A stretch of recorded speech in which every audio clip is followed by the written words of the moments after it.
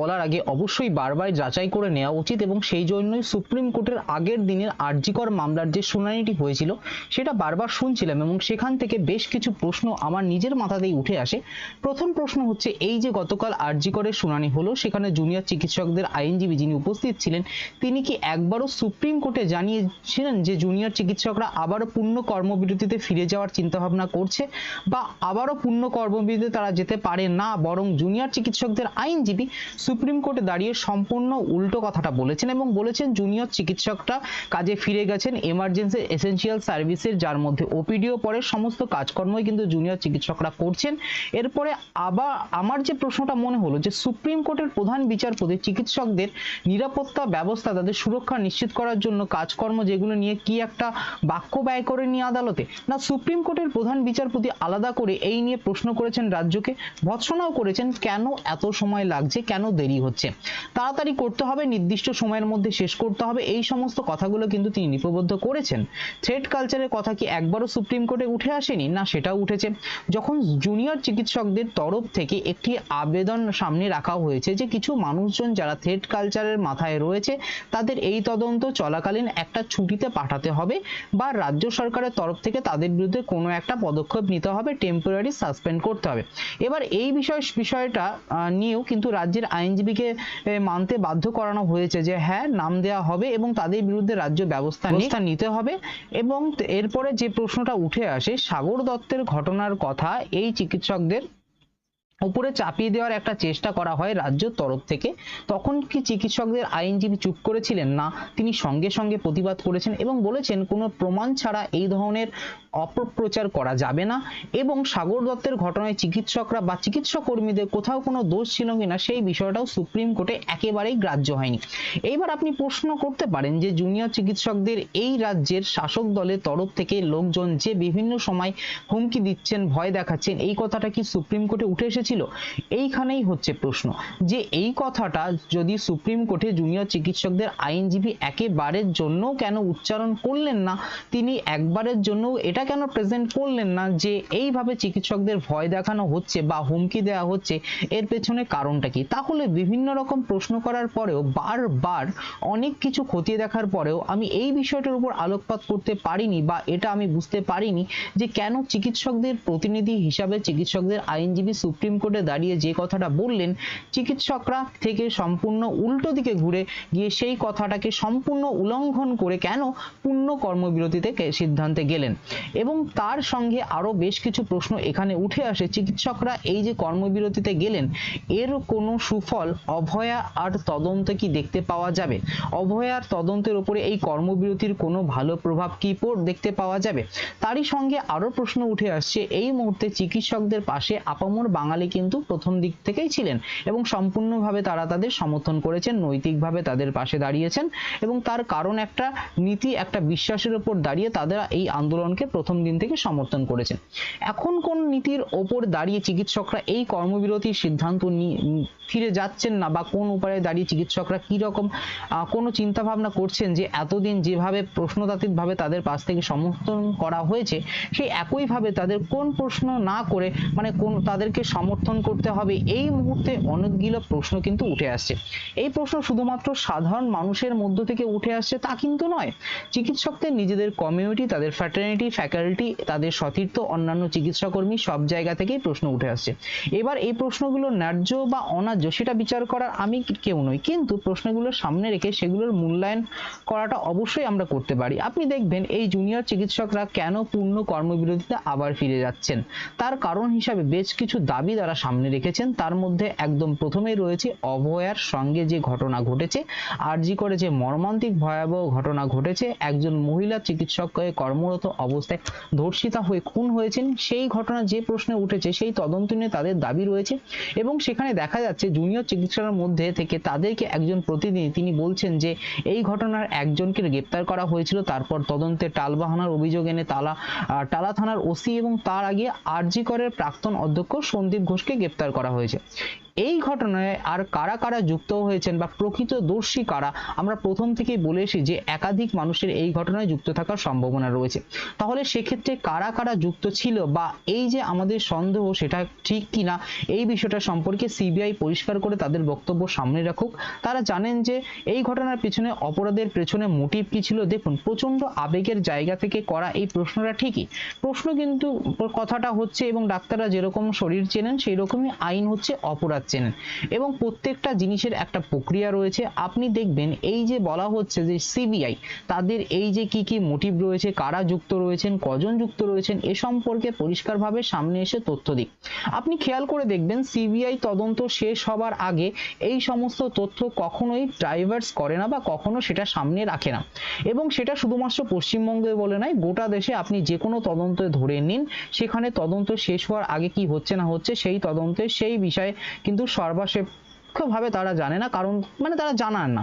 পেছন থেকে বড় একটা কারণ হচ্ছে যে তাদের বিরুদ্ধে তদন্ত চলছে বা যেদিক দিয়ে সিবিআই গিয়ে তাদেরকে ধরার চেষ্টা করছে সেই রাস্তাগুলো বন্ধ হয়ে যেতে পারে, তাই আগে থেকে তারা অ্যালার্ট হয়ে যেতে পারেন বলে সিবিআই কিন্তু এই সমস্ত তথ্য সামনে রাখেন না। সিবিআই তরফ থেকে আদালতে বলা হয়েছে যে ভারতীয় ন্যায় সংহিতা আর নির্দিষ্ট যে কয়েকদিনের মধ্যে চার্জশিট জমা দেওয়ার কথা, সিবিআই সেই নির্দিষ্ট দিনের মধ্যেই চার্জশিট জমা দেবে, তারা কিন্তু দেরি করবে না। কিন্তু চার্জশিট দেওয়ার আগে সিবিআই এর তরফ থেকে এই তথ্যগুলো সামনে রাখা হবে তার কোনো সম্ভাবনা নেই।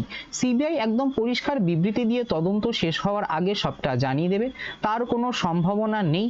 তাহলে জুনিয়র চিকিৎসকদের কর্মবিরতির কোনো রকম প্রভাব এই তদন্তের উপর কি আদৌ দেখতে পাওয়া যাবে?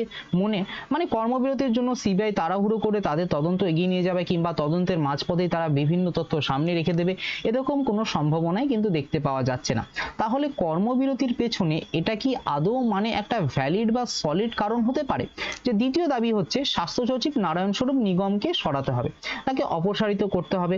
এইখানে কারণ একেবারেই তাদের যাই থাক না কেন, সব থেকে বড় যে প্রশ্নটা উঠে আসবে সেটা হচ্ছে জুনিয়র চিকিৎসকরা এই নারায়ণ স্বরূপ নিগমের স্বাস্থ্য সচিবের পদ থেকে সরানোর দাবিটা কিন্তু আগেও ছিল। এই দাবি নিয়ে মুখ্যমন্ত্রীর সঙ্গেও বৈঠক হয়েছে, অলরেডি আলোচনা হয়ে গেছে, এবং সেখান থেকে কাদের সরানো হবে এবং কাদের সরানো হবে না, কাদের বদলি করা হবে, সমস্ত আলোচনা হয়ে গেছে। সেই সমস্ত সিদ্ধান্ত সবকিছু সামনে এসে গেছে এবং সেটা মেনে নিয়ে জুনিয়র চিকিৎসকরা কিন্তু কাজে ফিরে গিয়েছিলেন। তাহলে এখন তারা আবার নতুন করে যদি আবার পুরনো দাবিটাই সামনে তুলে আনেন যে নারায়ণ স্বরূপ নিগমকে সরাতে হবে, তাহলে সেটা কেমন দেখায়? এবং এখানে তাহলে প্রশ্ন করতে হয়, প্রথমে যখন তাহলে আপনারা দেখলেন যে নারায়ণ স্বরূপ নিগমকে সরানো হচ্ছে না, আপনারা সেটা মানলেন কেন?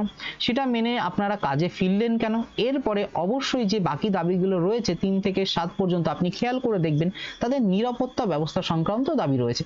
রেফারেল সিস্টেমের দাবি করা হয়েছে, কোথায় কটা বেড ফাঁকা আছে না আছে সেই সম্পর্কে জানতে, রোগীদের জানানো হয় কিনা, তাদের হেনস্থা মুখে পড়তে না হয়, সেই সমস্ত একটা কেন্দ্রীয় রেফারেল সিস্টেমের ব্যবস্থার কথা বলা হয়েছে। এবার এই ব্যাপারটা হচ্ছে জিনিসগুলো কিন্তু আদালতে উঠে এসছে, বিশেষ করে নিরাপত্তার বিষয়। সিসিটিভি থেকে শুরু করে রেস্টরুম, আলাদা করে ওয়াশরুম, মহিলাদের নিরাপত্তা কর্মী, কি কি ব্যবস্থা নেওয়া হয়, প্যানিক বাটন কোথায় বসানো হচ্ছে, বায়োমেট্রিক সিস্টেম কি করা হচ্ছে, কি এই নিয়ে সুপ্রিম কোর্টের প্রধান বিচারপতি আলাদা করে প্রশ্ন করেছেন রাজ্য সরকার। তারপরে রাজ্যকে এর জন্য কিন্তু ভৎসনাও শুনতে হয়েছে যে কেন এত দেরি হচ্ছে। রাজ্যের আইনজীবীর তরফ থেকে 31শে অক্টোবর পর্যন্ত বলা হয়েছে যে আমরা এই তারিখের মধ্যে কাজকর্ম সব শেষ করে হয়ে যাবে। এবার যেখানে জুনিয়র চিকিৎসকদের দাবি এটা হতে পারে যে রাজ্য সরকার কেন আরো দ্রুততার সঙ্গে কাজ করছে না বা আরো তাড়াতাড়ি কাজ করছে না, কিন্তু এই বিষয়টা সম্পূর্ণ অগ্রাহ্য করা হচ্ছে। রাজ্য সরকারই বলুন বা সুপ্রিম কোর্টই বলুন, তারা বিষয়টা নিয়ে ভাবছেই না, সম্পূর্ণ অগ্রাহ্যকর করে বেরিয়ে যাচ্ছে। এই দাবি তো সামনে রাখার কোনো জায়গা নেই। এরপর চিকিৎসকদের যে দাবিটা রয়েছে সেটা হলো থ্রেট কালচার নিয়ে। আবারও যেই আগে যেটা বললাম, থ্রেট কালচার নিয়ে কিন্তু কথা সুপ্রিম কোর্টে উঠেছে। যাদের নাম দেওয়া হবে, যাদের বিরুদ্ধে এই ডাক্তারদের সন্দেহ আছে, যাদেরকে নিয়ে এই চিকিৎসকদের আশঙ্কা রয়েছে, তাদের নাম দেওয়া হবে, তাদের বিরুদ্ধে ব্যবস্থা নিতে হবে রাজ্যের আইনজীবী। কিন্তু এটা বাধ্য করানো হয়েছে এবং তারই সঙ্গে এই থ্রেট কালচার নিয়ে আবার যে পরবর্তীকালে সুপ্রিম কোর্টে কথা উঠবে তার ইঙ্গিতও পাওয়া গেছে। এবং সেখানে রাজ্য যদি ব্যবস্থা না নেয় এবং যাদের টেম্পোরারি সাসপেনশনের কথা বলা হচ্ছিল চিকিৎসকদের তরফ থেকে, বা দাবি করা হয়েছে তাদের বিরুদ্ধে যদি রাজ্য ব্যবস্থা না নেয়, সেই বিষয়টা আবার সুপ্রিম কোর্টে উঠে আসবে। এটা কিন্তু খুব পরিষ্কার। এবার এই থ্রেড কালচারের বিষয়ে আরো একটা কথা যেটা বলার, সেটা হলো সুপ্রিম কোর্টের মনিটরিং, তাদের নিরাপত্তার ব্যবস্থা বলুন, থ্রেড কালচারের কথা মাথায় রাখুন, তাদের বিরুদ্ধে ব্যবস্থা নেওয়ার সমস্ত কাজটাই এগোচ্ছে কিন্তু এইখানে। এবং এই চিকিৎসকরা খুব ভালো করেই জানেন যে এই থ্রেড কালচারটা আমাদের পশ্চিমবঙ্গের একটা সামাজিক ব্যাধি। দীর্ঘদিন ধরে এটা কিন্তু স্বাস্থ্য ব্যবস্থার মধ্যে ঢুকেছে এবং স্বাস্থ্য ব্যবস্থাকে শয্যাশায়ী করে দিয়েছে। তাহলে এখন যদি একটা প্রতিষেধকের কথা হয়, এমন চমৎকারী দাওয়াই তো কেউ দিতে পারবেন না যেটা আজকে দেওয়া হবে আর কালকে সব দিক থেকে থ্রেড কালচার বন্ধ হয়ে যাবে, সব ব্যবস্থা দেখতে পাওয়া যাবে। আবারও এখানে দ্রুততার সঙ্গে পদক্ষেপ নেওয়ার দাবি তারা করতে পারেন, কিন্তু সম্পূর্ণ অগ্রাহ্য করা হচ্ছে বা সুপ্রিম কোর্টে এই বিষয়টি নিয়ে ভাবনা চিন্তা করছে না, এই দাবি তারা সামনে রাখতে পারবেন না। এরপরে যে দাবিটা ডাক্তাররা রেখেছেন সেটা হচ্ছে তাদের সংগঠন, তাদের নির্বাচন এবং তাদের দুর্নীতি সংক্রান্ত দাবি। তাহলে এইগুলো কি কর্মবিরতিতে যাওয়ার পেছনে মূল কারণ? এটাই যদি হয় তাহলে পরিষ্কার করে সেগুলো তাদের সামনে রাখা উচিত। আপেক্ষিক ধোঁয়াশা এই সমস্ত কিছু সরিয়ে দিয়ে স্বচ্ছভাবে তাদের এই দাবিটা সামনে রাখা উচিত। এবং এখানে তাহলে প্রশ্ন উঠে আসে যে এই দাবির পেছনে কি রয়েছে? এটা কি কোনো নৈতিক দাবি না রাজনৈতিক দাবি? অবশ্যই প্রশ্ন উঠতে পারে। এর কোনো ফলাফল যদি দেখতে পাওয়া যায় সেটা কি রাজনৈতিকভাবে দেখতে পাওয়া যাবে, নাকি তদন্তে দেখতে পাওয়া যাবে, নাকি তাদের নৈতিকভাবে দেখতে পাওয়া যাবে? সাগর দত্তের ঘটনার পরে জুনিয়র চিকিৎসকরা কর্মবিরতিতে যাওয়ার সিদ্ধান্ত নিয়েছেন। এটা যদি বলেন তাহলে সেক্ষেত্রে কিন্তু সাগর দত্তের ঘটনার পর সাগর দত্তে অলরেডি কর্মবিরতির কথা ঘোষণা হয়েছিল। বাকি জুনিয়র চিকিৎসকরা কিন্তু জানিয়েছিলেন সুপ্রিম কোর্টে কি হয় সেটা দেখার পর তারা সিদ্ধান্তের কথা সামনে রাখবেন, এবং সেই অনুযায়ী কিন্তু সাগর দত্তের ঘটনার পরে সুপ্রিম কোর্টের শুনানির পরে তারা পূর্ণ কর্মবিরতিতে যাওয়ার কথা ঘোষণা করেছেন। এইবার তাহলে এক এক করে ধরে ধরে দেখার কারণটা হলো, এই সমস্ত কিছুর পরেও চিকিৎসকদের পূর্ণ কর্মবিরতিতে ফেরার যে সিদ্ধান্ত সেটা ঠিক, এইটা সব থেকে সহমর্মী যে ব্যক্তি তিনিও কি একদম সম্পূর্ণভাবে 100% বিশ্বাস করবেন? দেখুন, এই যে একটা কথা বারবার বলা হচ্ছে যে উৎসবে ফিরবেন, আর কে উৎসবে ফিরবেন না, সেটা কিন্তু মানে কে বলে দিতে পারে না, কারণ এটা হচ্ছে নিজ নিজ ব্যক্তিগত ব্যাপার, প্রত্যেকের আলাদা আলাদা নিজস্ব মতামতের ব্যাপার।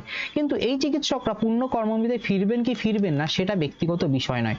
তার কারণটা হচ্ছে, প্রথমত তারা দীর্ঘ একটা আন্দোলন করেছেন, সেখানে প্রচুর মানুষ তাদের পাশে এসে দাঁড়িয়েছেন, সমস্ত উজাড় করে তাদের সমর্থন করেছেন। তারপরে তারা একবার কিন্তু কাজে ফিরে গিয়েছিলেন, সেখান থেকে আবার পূর্ণ কর্মবিরতিতে যাওয়ার যে সিদ্ধান্ত নিয়েছেন তার পেছনে স্পষ্টভাবে কি কি কারণ রয়েছে এবং সুপ্রিম কোর্টে এই কর্মবিরতির পেছনে তারা কি যুক্তি দেবেন, সেখানেই বা তারা কি কি কারণ সামনে রাখবেন সেটাও কিন্তু এখনো পরিষ্কার নয়। কারণ এর আগে সুপ্রিম কোর্টের তাদের তরফ থেকে সম্পূর্ণ উল্টো কথা উঠে এসেছে। তারই সঙ্গে এখানে বলতে হয়, অনেকেই প্রশ্ন তুলছেন যে এই যে অভয়ার বিচারের দাবিতে মিছিল, সেখান থেকে এই যে একটা স্লোগান উঠে এসেছিল আজাদি স্লোগান, সেটা উঠে এসেছিল, সেই স্লোগানটা নিয়ে কেন চিকিৎসকরা তাদের স্ট্যান্ড সেটা পরিষ্কার করলেন না? দেখুন, চিকিৎসকরা কিন্তু প্রথম থেকে বিভিন্ন রাজনৈতিক মন্তব্যের সঙ্গে নিজেদের দূরত্ব তৈরি করেছেন, স্পষ্ট করেছেন। তারা সামনে এসে প্রেস কনফারেন্স করে করে বলেছেন যে অমুক দাবির সঙ্গে আমাদের মিছিলের আমাদের আন্দোলনের কোনো সম্পর্ক নেই, অমুক মন্তব্য কিন্তু আমাদের মন্তব্য নয়, এটা কিন্তু রাজনৈতিক মন্তব্য নয়, এর সঙ্গে আমাদের আন্দোলন বা আমাদের দাবির কোনো সম্পর্ক নেই। একইভাবে এই আজাদির স্লোগানের সঙ্গে আমাদের দাবি আমাদের আন্দোলনের কোনো সম্পর্ক নেই, এই কথাটা জুনিয়র চিকিৎসকদের সামনে রাখা উচিত ছিল। এখানে অনেকেই বলতে পারেন যে কে কোথায় এসে আমাদের মিছিলে কি স্লোগান দেবে সেটা আমরা কি করে জানবো বা আমরা কি করে জানতে পারবো, কিন্তু এখানে আর সেই কারণটা এখন পর্যন্ত বিতর্ক প্রশ্নের মধ্যে যেহেতু পড়ে গেছে, তাহলে প্রশ্নটা উঠে আসছে জানার পরে এই প্রেক্ষাপটের পক্ষে দাঁড়িয়ে স্বচ্ছতা বজায় রাখার জন্য কেন চিকিৎসকরা গোটা বিষয়টাকে পরিষ্কার করে দিলেন না? যেমনটা তারা প্রথম থেকে স্বচ্ছতা বজায় রেখেছেন, প্রথম থেকে দূরত্ব বজায় রেখেছেন, এইভাবে এই বিষয়টি কিন্তু জনসাধারণের সামনে তুলে ধরা উচিত ছিল যে এই স্লোগানের সঙ্গে আমাদের মিছিল বা আন্দোলনের কোনো সম্পর্ক নেই। আরো কিছু প্রশ্ন উঠে আসছে এই মুহূর্তে, যেমন দীর্ঘ বৈঠকের পর জুনিয়র চিকিৎসকরা তাদের পূর্ণ কর্মবিরতিতে যাওয়ার সিদ্ধান্তের কথা জানিয়েছেন, এবং এখানে কিন্তু কথাটা বারবার উঠে আসছে যে কিছুজন কর্মবিরতিতে যেতে চাইছিলেন, কিছুজন কাজে ফিরতে চাইছিলেন। তাহলে এখানে কোন পক্ষে কত ভোট পড়েছে সেটাও সর্বসম্মুখে রাখা উচিত, এবং যারা বিপক্ষে ছিলেন কর্মবিরতিতে তারা কেন বিপক্ষে ছিলেন সে কথাটাও কিন্তু তুলে ধরা উচিত। দ্বিতীয় জায়গা যেখানে সম্প্রীতি প্রশ্ন উঠতে শুরু করেছে, আপনি খেয়াল করে দেখবেন আন্দোলনের প্রথম দিকে আমরা দেখেছিলাম কিছু মুখ রয়েছে, তারা সামনে এসে কথা বলছেন, ঘোষণা করছেন, প্রেস কনফারেন্স করছেন। এখন কিন্তু শেষ কয়েকদিন ধরে দেখা যাচ্ছে সেই মুখগুলোর ক্ষেত্রে একটু বদল এসেছে। পুরনো কয়েকটা মুখ দেখা গেলেও নতুন কিছু মুখ দেখতে পাওয়া যাচ্ছে যারা সামনে এসে কথা বলছেন। তাহলে সেক্ষেত্রে কোন প্রতিনিধিত্বের বদল হয়েছে কিনা বা অন্য কোনো কিছু বাঁক নিয়েছে কিনা সেগুলো স্বচ্ছতার খতিরে মানুষের সামনে পরিষ্কার করা হচ্ছে না। কেন পুরনো কথায় গেলেন এই প্রশ্নও কিন্তু উঠে আসছে সাধারণ মানুষের মধ্যে।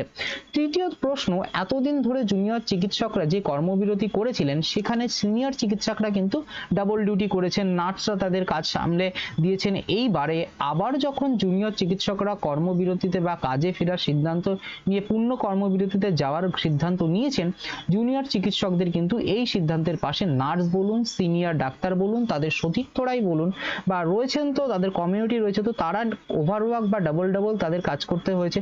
জুনিয়র চিকিৎসকদের এরপরে বললেন যে তারা কর্মবিরতি করবেন না, এবার তারা কাজে ফিরছেন। সুপ্রিম কোর্টে ওই কথা উঠে এলো। এখন যখন আবার তারা কর্মবিরতিতে যাচ্ছেন, তাহলে সিনিয়র ডাক্তার, নার্স এবং বাকিরা কি এই কর্মবিরতির সম্মতি দিচ্ছেন তো, তাদের পাশে থাকছেন তো? এই কথা বলার পেছনে আরো একটা কারণ যে আমরা কিন্তু সম্প্রতি শুনেছি একজন সিনিয়র ডাক্তার তিনি জুনিয়র চিকিৎসকদের উদ্দেশ্যে এই কর্মবিরতির সিদ্ধান্তটিকে পুনর্বিবেচনা করার কথা কিন্তু সামনে রেখেছেন। এবং আরো বড় যে গুরুত্বপূর্ণ প্রশ্নটা উঠে আসছে সেটা হলো চিকিৎসকরা এই যে আবার পূর্ণ কর্মবিরতিতে যাওয়ার সিদ্ধান্ত নিয়েছেন, এই বিরতি নেওয়ার জন্য রাজ্যের স্বাস্থ্য ব্যবস্থায় মানে যে রাজীব বা একদিনে আপনি চিকিৎসা পিছিয়ে দিতে পারেন এই বলে আমরা একটা লড়াই করছি, বা দ্বিতীয় দিন পিছিয়ে দিতে পারেন এই বলে আপনাদের কারণটা বা মহৎ তৃতীয় দিনও পিছিয়ে দিতে পারেন, কিন্তু শরীরের তো যেদিকে যাওয়া ঠিক বেঠিক সেটাই তো করতে থাকবে। দেখুন, আপনি যেদিকেই যান না কেন, আপনি যদি কোনো একটা হিমশৈলার চূড়ায় উঠে যান, সেখান থেকে ওঠা কিন্তু সহজ, কিন্তু সেখান থেকে নামাটা কিন্তু যথেষ্ট কঠিন কাজ হয়ে যাবে। তাই জুনিয়র চিকিৎসকরা আগামীতে সিনিয়র ডাক্তারদের সাথে কথা বলে কি সিদ্ধান্ত নেন সেই বিষয়টা কিন্তু এখানে গুরুত্বপূর্ণ ভূমিকা পালন করছে। তাই আপনারা আপনাদের গুরুত্বপূর্ণ মতামত অবশ্যই কমেন্ট বক্সে জানালাম। এখানে এই পর্বটা শেষ করছি, দেখা হচ্ছে আপনাদের সাথে পরবর্তী প্রতিবেদনে।